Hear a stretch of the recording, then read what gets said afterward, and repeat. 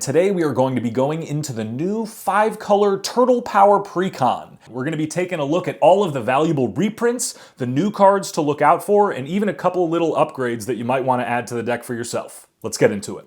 Turtle Power is a 5-color Precon that focuses on the major themes of the TMNT main set. Ninjas, Turtles, and Mutants, obviously, but it also weaves in a little bit of 1/1 counter synergy and token synergy too.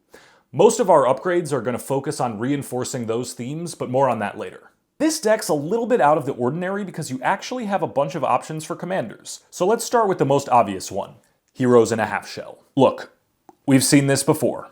5-color, big, flashy commander that rewards you for sticking to a very specific theme. It just makes sense for Universes Beyond sets like this. Heroes in a Half Shell is actually pretty dang strong too. It's got a bunch of keywords, draws cards, and puts 1/1 counters on your board. Can't ask for too much more than that. And keep in mind this ability triggers once for each opponent that you hit, so make sure to spread out your attackers to maximize your draws and buff your creatures. So what about other commanders? Well, Turtle Power introduces us to the new Character Select ability. Character Select is an offshoot of Partner like we've seen before with Friends Forever, Doctor's Companion, and so on. It basically just means you can have any 2 commanders in the command zone as long as both of them have Character Select. If you want to play this deck straight out of the box, you'll have to use Leonardo the Balance as one of your partners because it's the only one that has all 5 colors in its color identity. Donatello the Brains is a 3-mana 2/4 that gives you a mutagen token whenever you make any other tokens. Mutagens can be sacrificed to put a 1/1 counter on a creature, or you can leave them laying around for other artifact synergies. Think of Donatello like Chatterfang, except a little less squirrely. Raphael the Muscle is all about damage. He's a 5-mana 4/4 that makes a mutagen on ETB, then doubles the damage of everything you control with a counter on it. That means this can hit for 10 damage on its own without any other help, and it only gets scarier from there. Michelangelo the Heart starts off small as a 2-mana 2/1 trampler, but distributes 1/1 counters and makes food tokens each turn if you can get a good attack in. And finally, you've got Splinter the Mentor, a 2-mana 2/2 menace that creates mutagens anytime a non-token permanent leaves the battlefield under your control. It's pretty tame, but it at least means you'll always be left with something if your creatures die, or if you're bouncing them back to your hand with different ninja abilities. So honestly, your best bet is probably just to stick with Heroes in a Half Shell here, but if you're going to pick a partner pairing, I would recommend Leonardo and Michelangelo, because he is the cheapest of the turtles and he covers making 1/1 counters and tokens on the same card. Do you want to know what else is new in this deck? We got you covered. There are a couple of versions of Krang in the main set, but the commander deck gets Krang the All-Powerful. This 5-mana 3/3 doubles all your draw triggers and even gets bigger as players draw extra cards. That means your Niv Mizzet Parun and Psychosis Crawlers are dealing double damage for each draw, and Krang gets pretty big on its own. Remember, this triggers on anyone drawing their second card and will allow you to put 2 counters on Krang because it doubles its own triggers. Hey, would you look at that? They managed to sneak another partner pairing in the deck. Bebop Skull and Crossbones and Rocksteady Mutant Marauder can partner with each other, but not with the Character Select Legends, unfortunately. You can see the immediate synergy between these cards. Rocksteady puts counters on creatures when they enter, and Bebop draws more cards the more counters it has on it. This could be a cool partner pairing for their own deck, but they're both mutants, so they work perfectly fine here too. I get the feeling we're going to be seeing some infinite combos with Rocksteady in the future. Just add a persist creature and a sack outlet, and bam, you've got an infinite combo. Game Over is a brand new sweeper that clears the board of creatures for 5 mana, but only costs 3 mana if one of your opponents is at half their starting life total. Shell Shock looks like a nice red removal spell that scales up in commander games quite well. It'll be hard to take out big creatures with this, but you should be able to snipe a few utility creatures from everyone and make a pile of mutagen tokens while you're at it.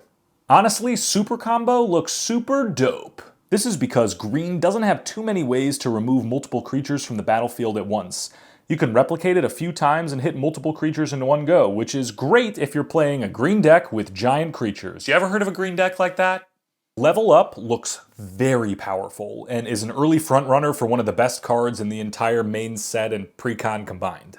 It starts by putting a single 1/1 counter on the enchanted creature for 1 and a green, then doubles the counter on that creature when it attacks. This can lead to some really aggressive starts, or make a Voltron commander a threat very fast. Oh, And I didn't even mention that you start to draw cards once your creature hits 10 power or more, which is going to happen in just a few attack steps.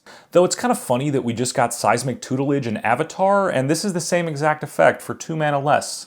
Coin of Mastery costs 4 mana, but taps to make a treasure every turn, kind of like the world's fairest Smothering Tithe. It also gives your creatures extra 1/1 counters if you cast them using mana from artifacts like treasures and other mana rocks. The more artifact mana you spend, the more counters you get. Here we have a strong contender for the weirdest named land in the entire game. It's Big Apple, 3 AM.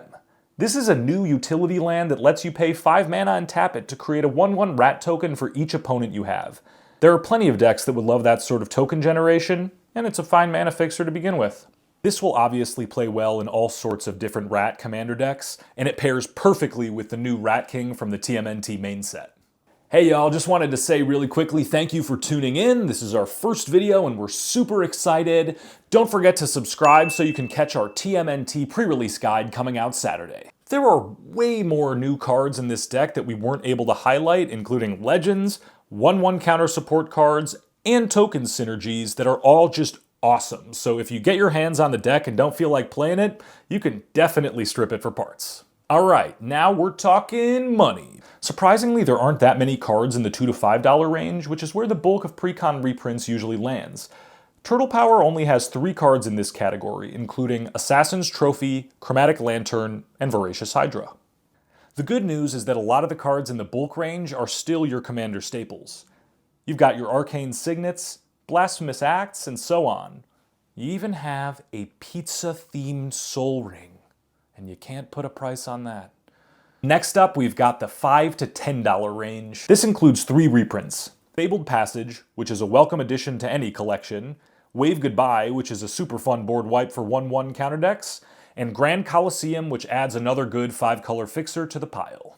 And at the top end, we have 4 big money cards worth more than $10. Vigor is reskinned here as Heralds of the Shredder. Undergrowth Stadium and Spire Garden are great commander lands and good mana fixing for a precon.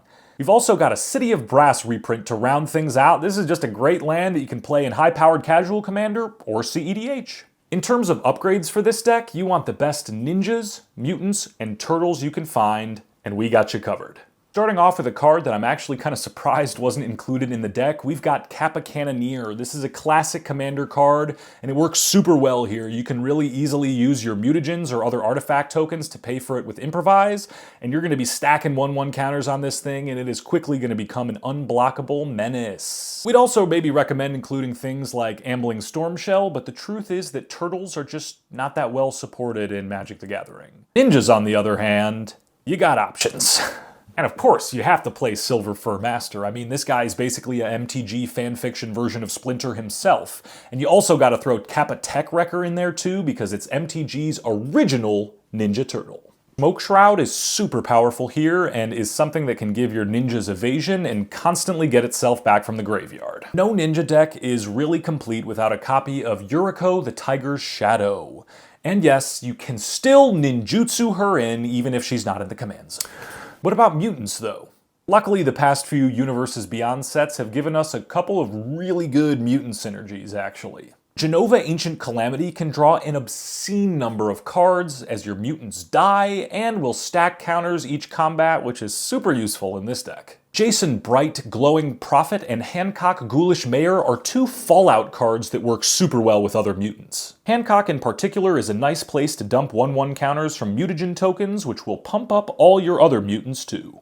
Obviously, there are a lot of upgrades that you can add from the TMNT main set too. Mikey and Don Party Planners let you roll Ninja Turtles off the top of your library and even get them started with an extra 1/1 counter.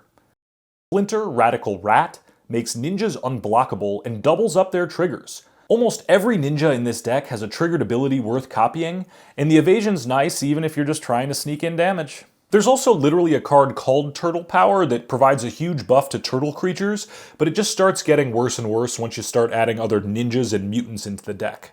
Now, if you're gonna make upgrades to the deck, you're gonna have to make some cuts, and you should probably play the deck at least once or twice to see what works for you.